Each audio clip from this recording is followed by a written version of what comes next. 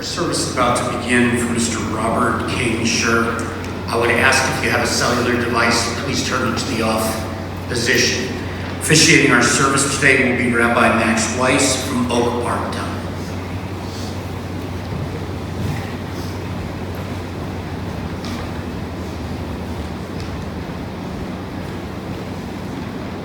Death has taken our beloved Bob Sher. Our hearts grieve in their darkened world. Our friends grieve in their darkened world. In their silence there is lamentation. In their tears there is loneliness. Lost in their sorrow, may they find the presence of loving friends. Hear them, O God, and be with them. For Bob's love that united us in life and which death cannot sever. For his companionship that we shared along life's path and which continues through the tenderness of memory. For the gifts of his heart and mind that brought us joy and happiness and are now a precious remembrance. For all these and more, we give our thanks to God. In this time of grief, we listen to the voice of our sacred scriptures that brings us the message of God's nearness.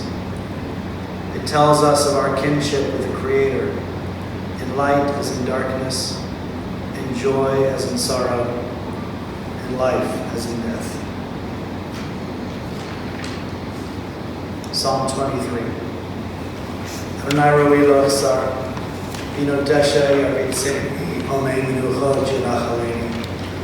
Nafshi yeshovev, yancheni b'maglei tzedek, l'ma'an shemo. We'll join together. The Lord is my shepherd, I shall not want. He maketh me to lie down in green pastures. He leadeth me beside the still waters.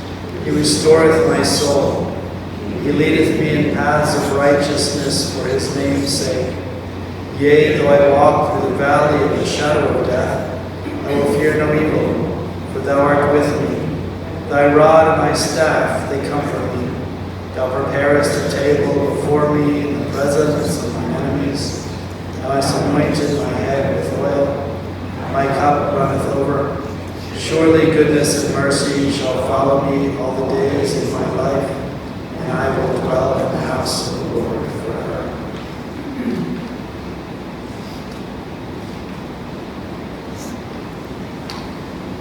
Psalm 121.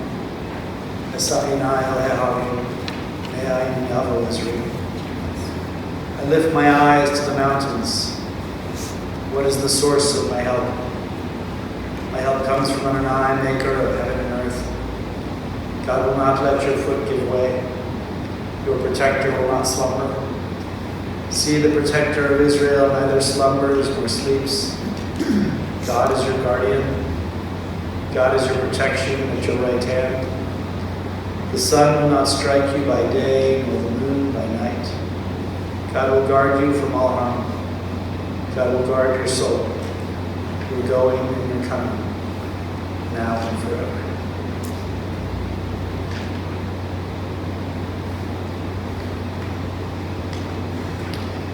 In Ecclesiastes, we read that the eye never has its fill of seeing.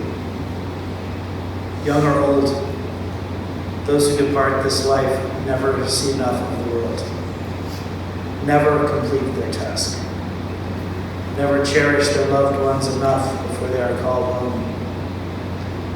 How we yearn to have them close to us for yet another challenge in our lives, yet another joy, yet another precious moment together. God, be now with those whose hearts are broken, because whenever parting comes, it comes too soon. Console them at this hour. Be near to them when light seems distant. Sustain them, O God, until the time of healing. Amen. At this time, it is my honor to invite forward Brian, Ricky, and Emily, who will offer some words on Bob's behalf.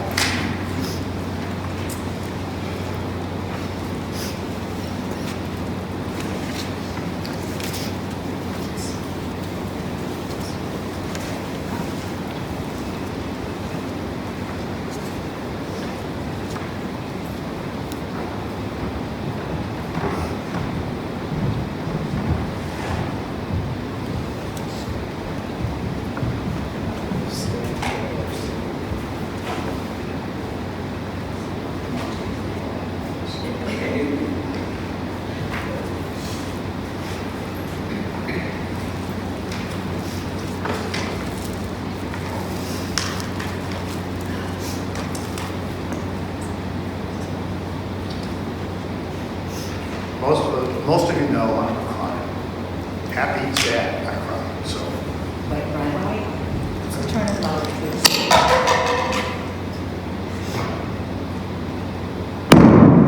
Sorry.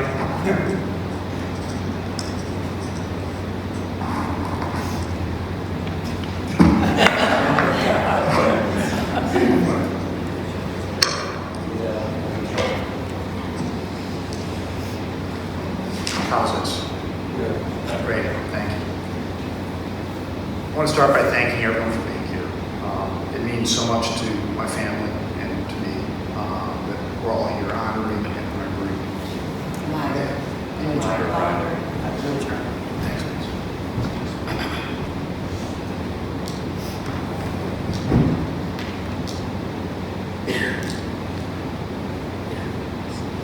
Okay. Let's try. Test. Yeah. Great. So thank you. Dad, as I sit by your bed as you're dying, I think about how you want to eulogize. You are someone who did not take himself too seriously. You love life and were proud of the life you built and the family around you. I think you would want me to tell your story as best as I could from your vantage point. In our family's tradition, however, I won't let the facts unnecessarily get in the way of a good story. So here goes.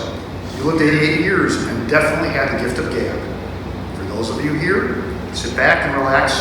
This is going to take a while. Dad, your father immigrated to the U.S. as a young man from Poland before World War I. His name in the old country was Philip Ziad, which in Yiddish I believe means scissors. You came by yourself at the age of, I believe, 12 or 13. Your dad simplified his name from Sher to Sher. He was the eldest of 7 children, and amazingly, most of them survived the Holocaust. Although your dad was the only one who made it to the U.S., he had no money, no education. He made a living as a salesman, selling shoes and managing a couple stores, which not surprisingly failed in the Depression. Philip married Chicago-born Sylvia King, the youngest of 6. Your mother was stunned to learn that she was pregnant and that it was not menopause that caused her to miss her period. She was the ripe old age of 32. Boy, how times have changed. Yes, in 1937, that was awful old to be having your first child. You were an only child, and your middle name, King, was very fitting. You clearly were the king or the prince of your family. You were raised in Rogers Park, a proud Cubs fan in North Side your whole life. All on your dad's income as a shoe salesman. You attended Temple Mitzvah, where you became bar mitzvah and were confirmed. Although you were not especially devout, your Jewish identity, as well as your identity as a Chicago North Sider, remained central to you throughout your life. Your dad loved fishing, and his favorite spot in the world was being in a rowboat on Big Cedar Lake in Wisconsin. Big Cedar Lake was and is a beautiful lake in central Wisconsin, the now long gone old school resort called Betcher's. Betcher's is where the working class of Chicago would go to get away in the summer. Bathrooms down the hall, communal meals, fish cleaning bench out by the lake. Dad, you somehow finagled your way to spending several summers there, water skiing, swimming, fishing, playing ping pong, and chasing after one of the Betcher girls. You learned to appreciate your dad's love of fishing, even if you really never had the patience for it.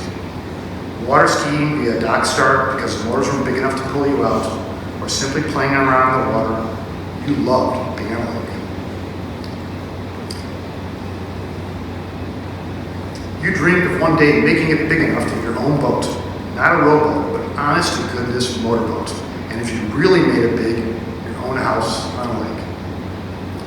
You were smart, but not focused in school. You started at Roosevelt University, and after having too good of a time your freshman year, bombed out and headed to Wright Junior College. You straightened yourself out and were able to re-enroll at Roosevelt, where you graduated with a degree in statistics. During college, you were at a party and you made a bet with your fraternity brother, I think he was the Praetorians, that you could get the prettiest girl in the room to go out with you. You won that bet and met Bunny Ball. The two of you married in 1960 at the Belton Stratford in Chicago. Shortly after you're buried, you knew you were going to be drafted and likely to have to serve a couple of years in the military. So you volunteered for the Army and served 6 months at Fort Riley. You have often told stories about those 6 months. Even to your dying day, some of those stories kept bubbling up. The first story involved the virulent anti-Semitism directed your way by some of the other privates, and how your sergeant, a 6'4" black man who had experienced intense racism while at Fort Riley, apparently beat the crap out of a couple of those privates in protection of you. Following your stint at Fort Riley, you returned via train to Chicago with your military pay in your pocket, looking forward to your reunion with Buddy. You spent much of the train ride playing gin rummy for money, and unfortunately, your confidence in your gin rummy skills was falsely high, and you lost pretty much every penny of your pay and returned money hat in hand. One would have thought this experience would have soured you on gambling and gin rummy, but you continue to play for money, primarily against money, and you continue to lose money. In fact, you played gin rummy all the way up until just before you died, and after 70 plus years of playing, you still speculated way too much when you played and lost far more often than you won. You began work at a data company and sold shoes at the fair store alongside your dad. You and Mom had 2 boys in short order, me in 1962 and my brother Eric in 1964. You moved to a townhouse in Skokie in the shadow of the newly built Edens Expressway, which was a short walk from your job. Your career moved into direct mail. For those under the age of 50, I might as well comment that you sold buggy whips. What became apparent is that your gift of gab meant you could pretty much sell anything, and you hit on a growing business, one in which your statistics background and sales skills were a recipe for success. You were truly a pioneer in the industry, figuring out how to merge large mailing lists from numerous sources and purge the duplicates. Merge, purge. Ultimately, you were part of various executive teams and built and sold a couple of direct mail businesses. You would attend trade shows and everyone would know your name. You were a true star in the industry. As your business acumen grew, we moved to a small house in Highland Park, and you and Mom finally had your baby girl, Nikki. Per a reliable source, it is unclear that you were really in on the planning to have that baby girl 6 years after Eric was born, but your love for Nikki was always so special. It was about this time that you began to enjoy some of the nicer things in life. For example, the first nice car you bought that wasn't purely for transportation was, I believe, a 1968 red Dodge Dart. Such a cool car that you loved driving. And then one brutally cold winter day a few years later, you decided that the fastest way to warm up the car, which is parked in the driveway, was to start the car, jam down the accelerator with the ice scraper, and come back in the house to have a cup of coffee while the car warmed up. Ice cold engine, viscous engine oil, and a high revving engine. Who could have ever thought that this combination would result in a piston blowing through the engine block? Bye-bye Dodge Dart.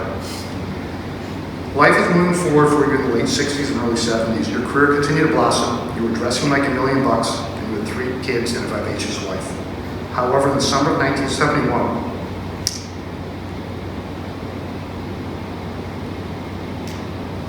while you and Mom were on vacation and your parents were staying in Highland Park watching the 3 of us, your dad suffered a heart attack and died a few days later. This crushed you. You lost faith in God and frankly in life. Your loss of faith resulted in you giving me the option at the age of 9 to either start going to Hebrew school on Tuesday and Thursday afternoons or play after school sports.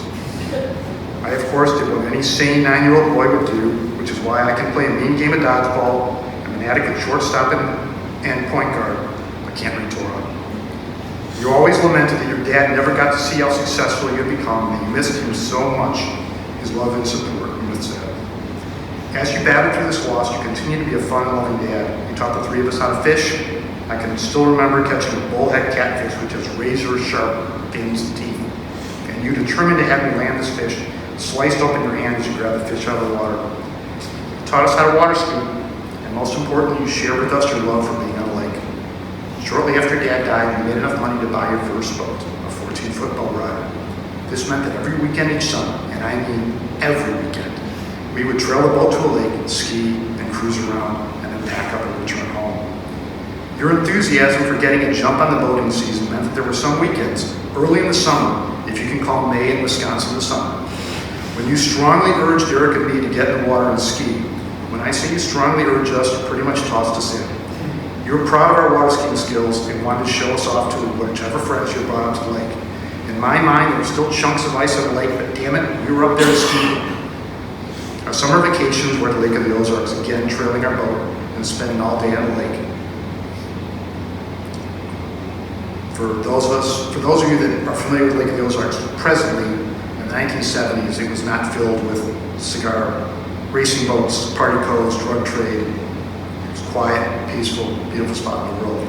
These family trips were the highlight of our year, and you loved them. You explored the world with your family at your side. In 1978, you brought us to France and Belgium, where we had a chance to meet your dad's surviving siblings. They hid in the forests in northern France throughout the Vichy government and made a life there after the war. Watching your face as you met your Aunt Rivka, who was a spinning unit to your dad, was extraordinary. She spoke Yiddish and French, and you spoke neither. Still, somehow, you were able to communicate. With her and her younger sister, your Aunt Teddy, and several cousins. An incredible emotional experience. You eventually replaced your Dodge Dart with several BMW 7 Series cars. They're amazing cars, and given that you work 40 miles from our house, you spent a lot of time in those cars. One Christmas Eve, I believe it would have been 1980 or 1981, you found a use for the move in your BMW. We had historically celebrated Christmas and Hanukkah, with Christmas morning being the pinnacle of gift giving. Huge piles of presents for everyone, you and Mom included. But you always stressed that we celebrated it as a secular holiday. That Christmas Eve, you worked at your office in Oak Brook and attended an office Christmas party. On the way home, having had a couple of drinks, you stopped at Kmart, which was auctioning off all of its display Christmas trees. You got caught up in the bidding for the largest of the trees, fully decorated, of course, and won. You lowered the tree in your car with the top several feet sticking out of the moonroof, sailing down the interstate, baubles flying all over, tinsels flying, and you rolled into our house and lowered the tree with the ornaments falling off and the tinsel tattered a bit from the ride. I was a typical teenager who saw few shades other than black and white, and righteously informed my dad that our celebration of Christmas had gone too far. He argued that the tree was secular, but finally caved when I pointed out that the ornaments, which he called baubles, depicted a baby in a manger and had crosses on them. You stormed off and shoved the tree in the attic, never to be seen again. Your taste in television shows and movies rubbed off on me. Your favorite films were Monty Python and the Holy Grail, 2001: Space Odyssey, and Star Wars. And we would regularly watch the Monty Python television show. And now for something completely different. When it came to scary movies, you taught me that the best way to handle a scary scene was to head to the kitchen for cookies and wait until the scary scene was over. A skill I have honed to perfection in my life.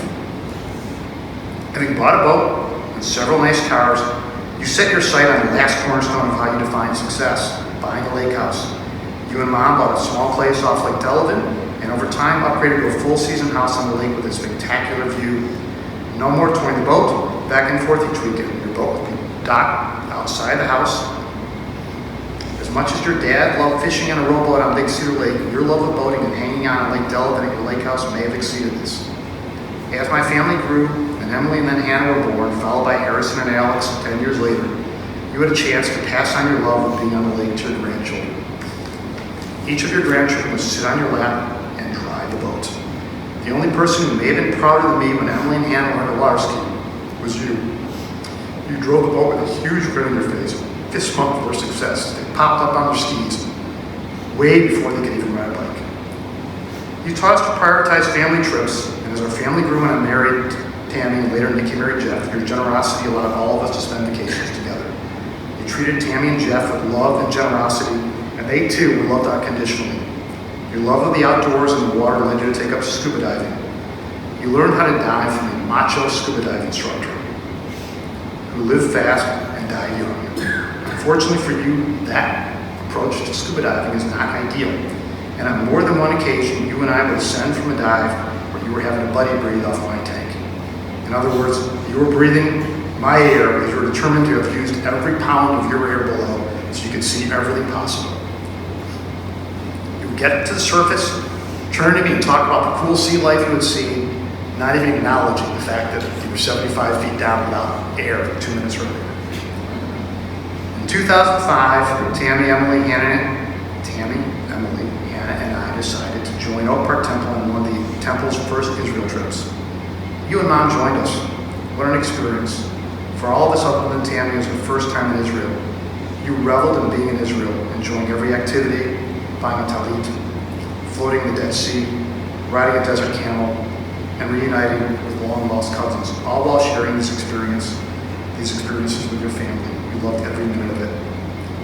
And while you truly enjoyed life at the lake, you also learned to appreciate all that Wisconsin has to offer on the lake thanks to Eric.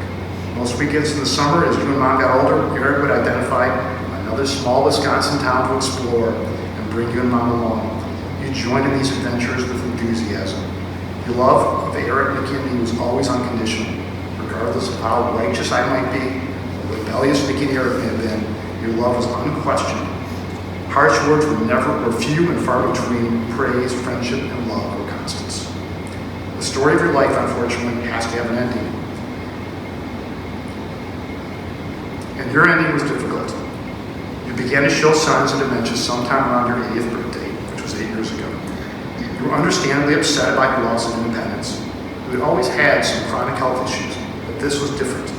A pill or surgery couldn't stop its progress. Eventually, we moved you from Florida, where you've been spending more and more time, back to Chicago. You spent the last several years in assisted living and memory care. Eric, Nikki, and I did what we could to make your life comfortable and as enjoyable as possible. Whether it was a visit to the lake, going to a Cubs game, or simply hanging out with you, we looked for ways to bring some respite into your life. Nikki's visits were always met with you commenting how beautiful she was, and you would hold her hand with such love. Eric was the most patient and extraordinary of the three of us. He would show up at your nursing home and play endless games of gin rummy with you, open-handed, and by the end, he was playing both sides of the hand. We all tried to find ways to bring some joy into your ever-shrinking world and look for ways to repay you for the love you showed us over our lifetime. Dad, if there's a positive to your battle with dementia, it's the strengthening love that Eric, Vicki, and I not only share for you, but also each other. I would be remiss if I didn't acknowledge and thank your exceptional caregiver over the last few years, Felicia. Felicia loved and cared for you as if you were family, and over time, that is what you became to her. Felicia, thank you. As I complete this story, I received a call from the nursing home informing me that you had died. It was 4:40 in the morning on Friday. Tammy and I arrived at the facility a few minutes later. Dad, your body was still warm. I wondered if you were truly gone, as your look and position were identical to what they had been a few hours earlier when Eric and I had left you. I put my cheek next to your mouth to feel if there was any last breath. And apropos of one of our favorite movies, I envisioned the funeral home coming by to pick up your body and you sitting up and saying, "I'm not dead yet." But alas, life is not a Monty Python film, and you were gone. If there's anything in the hereafter, you and your dad are out fishing in a rowboat on Big Cedar Lake, and you're telling him your life story. And he is so proud of you. Thank you, Dad. We'll always love you, and we know you'll always love us.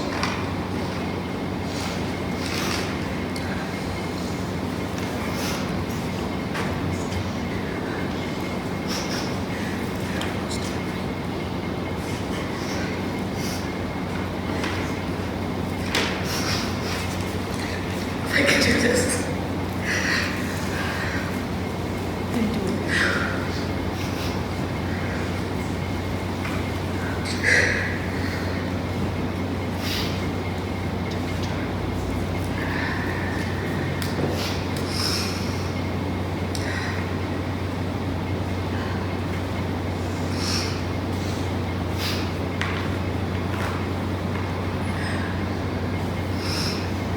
I'm known in my family for always giving the sappy, mushy cards. The kind where I'll stand in the card aisle for hours.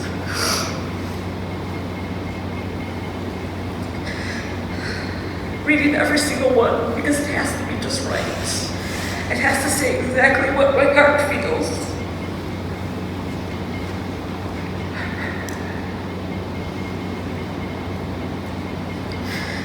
And somehow standing here today, I feel like I'm back in that aisle again.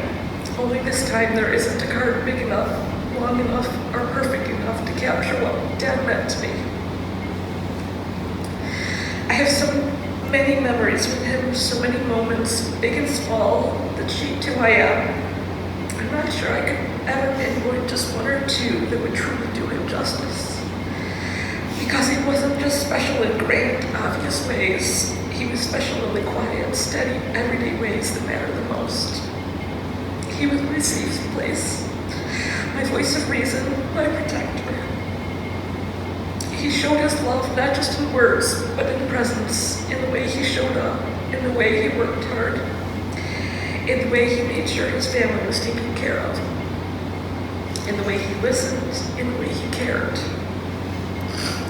There was something about him that made you feel secure, like no matter what was happening in the world, if Dad was there, things would somehow be okay. And I realize now that the greatest gift he gave me wasn't just the memories, though I will treasure those forever. It was the example he set. He showed me what strength looks like, what commitment looks like, what unconditional love feels like. When I think about my dad, I just don't think of moments. I think of a feeling, a warmth, a steadiness, a quiet kind of love that never needed to be loud and be powerful. He was a very special father, and I was, and always will be, so lucky to be his daughter. If I could stand in that card aisle one more time and find the perfect words, I think I would simply say this: Dad, thank you. Thank you for loving me. Thank you for guiding me. Thank you for being exactly the father I needed. I will carry you with me in my heart, in my choices, in my strength for the rest of my life. And I hope you know that no card, no speech, no words can ever fully capture how deeply you are loved. But I hope this comes close.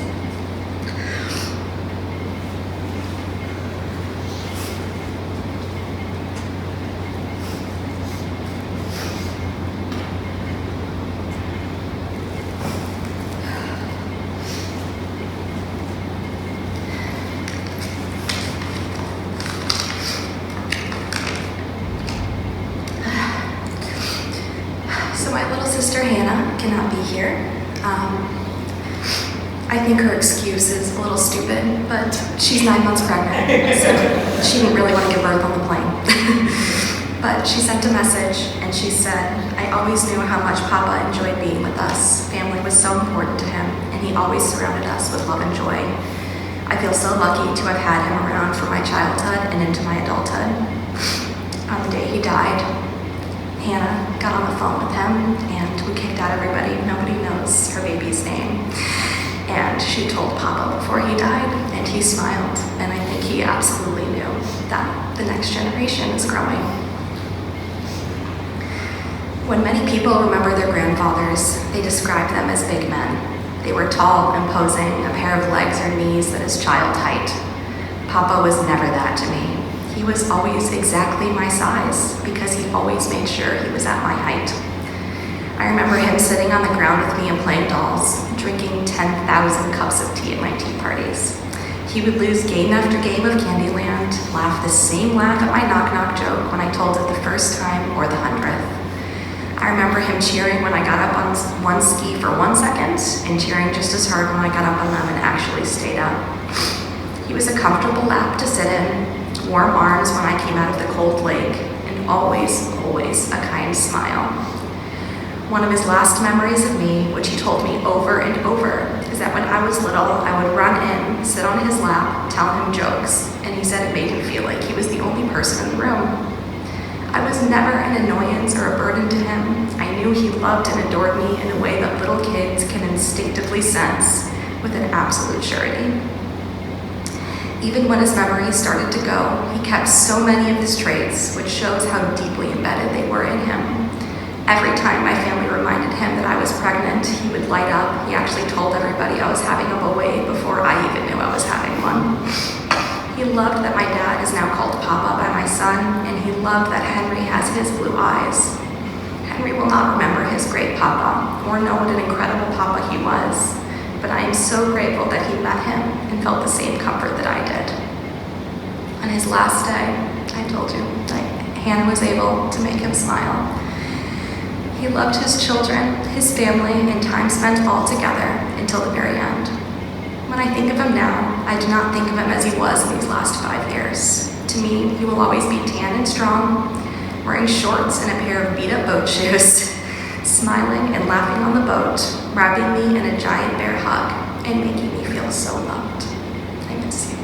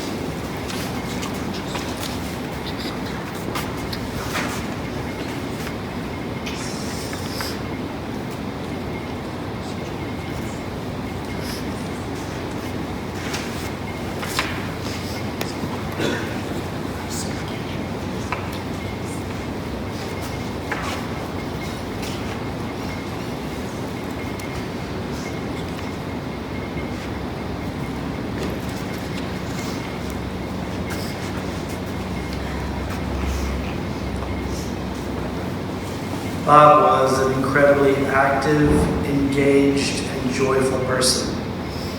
He truly loved his life, and he loved living it. That love showed itself consistently as a husband, as a colleague and boss, as a father, and most especially as a papa. Bob delighted in being with people. He loved listening to people's stories and sharing his own, finding and making connections wherever he went. You've heard from his family about Bob's love for sports, his love for water, and his deep love for them. So many of the things that Bob cherished were at their heart ways of being with others. Time on the lake always with family and friends. Time watching and talking about Chicago sports. Time at work. Time building not just systems, but relationships. Time down on the floor, fully present, playing with his grandchildren. Bob used his time, the time he loved so much, to engage. And he had a remarkable way of drawing others in. His humor was a gift he shared generously, a way of connecting, of putting people at ease. Because he was so intelligent, so curious, and so alive, people remembered him. And even his dementia took parts of him away. His sense of humor and playfulness remained. Those essential parts of who Bob was, still shining through. Bunny, you and Bob built a life together. Together you raised 3 loving, thoughtful, and capable children, who in turn have created wonderful families and systems and connections of their own. If Bob were asked what mattered most in his life, I imagine he would say without hesitation that it was the family that you created together. The family that ultimately sustained him, surrounded him, the family that he loved with his whole heart. The last several years were incredibly difficult for Bob and for all of you. To watch someone so intelligent, so engaged, and so thoughtful slowly lose parts of himself is profoundly painful. And yet, Brian, Eric, and Nikki, you and your families gave your father and yourselves a precious gift when he returned to Chicago in order to be close to you. In these last years, you have had a chance to be with him in new ways, to know him differently, and to give back the love, care, and devotion he had always given so freely to you. Bob died during the Hebrew month of Adar, a time when our tradition teaches that we are meant to increase joy. While today is filled with sadness, Bob's life was rich with joy. He lived fully, engaged deeply, and took genuine pleasure in being alive. There is much to rejoice in: his remarkable career, his friendships, and the many lives he touched. But above all, we rejoice in the family he helped create, because loving his family was what brought Bob the most joy. May his memory always be among us as a blessing. May what was best in his life, his love, his passion, his compassion, his presence, remain always with those who knew him. Amen. Let's take a moment for silent prayer and memory.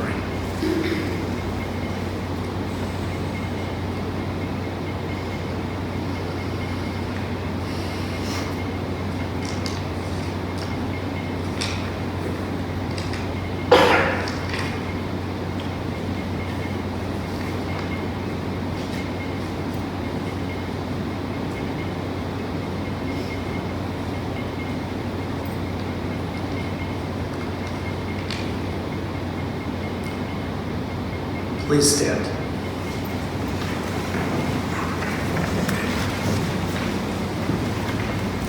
El Malay Rachamim, Shochein Bamramim, Hamsei Menucha Nechona Tachat Kanfei Ashchina, Im Kedoshim Zoharim, Kezohar Rakia Mazhirim Et Nishmat, Robert King Sher, Shahalach Olamo, Ba'al Harachamim, Yasirehu, Beseter Knafav Olamim, Veitzor Bitzor Chaim Et Nishmato, Adonai Hu Nachalato, V'yanuach B'Shalom Al Mishkavo, V'nomar. Amen. Compassionate God, eternal Spirit of the universe, grant perfect rest in your sheltering presence to Bob Sher, who has entered eternity. O God of mercy, let him find refuge in the shadow of your wings, and let his soul be bound up in the bond of everlasting life. God is his inheritance.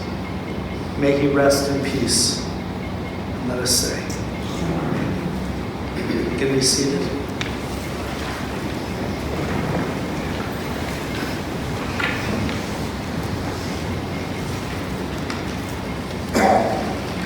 Our service concluded here in the sanctuary. The interment will take place immediately at the family plots at Zion Garden Cemetery in Chicago. Shiva will be held at the Sher Residence, 736 Northeast Avenue, Oak Park, this afternoon at 5 o'clock until 8 p.m. That information is available on your service folders. Contributions may be made to the Alzheimer's Foundation of America, that's 322 8th Avenue, 16th floor, New York, New York. That information is available on our website. For those of you who are going to be going in procession with the family to the cemetery today, please make sure you obtain an orange funeral safety sticker. That sticker should be placed in the front passenger side of your windshield.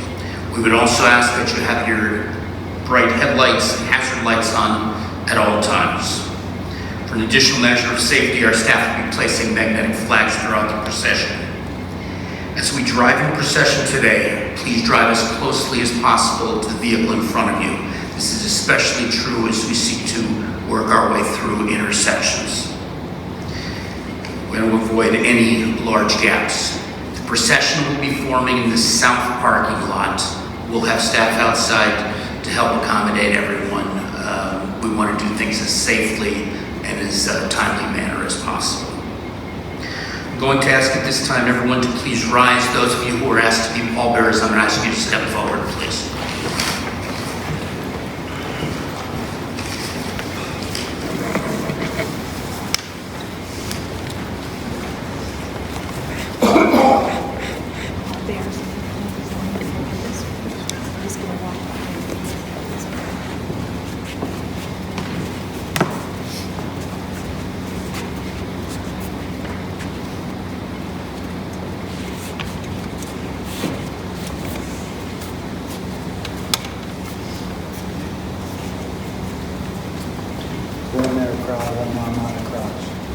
Kol basar chatzir v'chol chasto b'tzitza sedeh. the Reish Chatzir Navot Tzitz, Ki Ruach Adonai Nash V'Bo.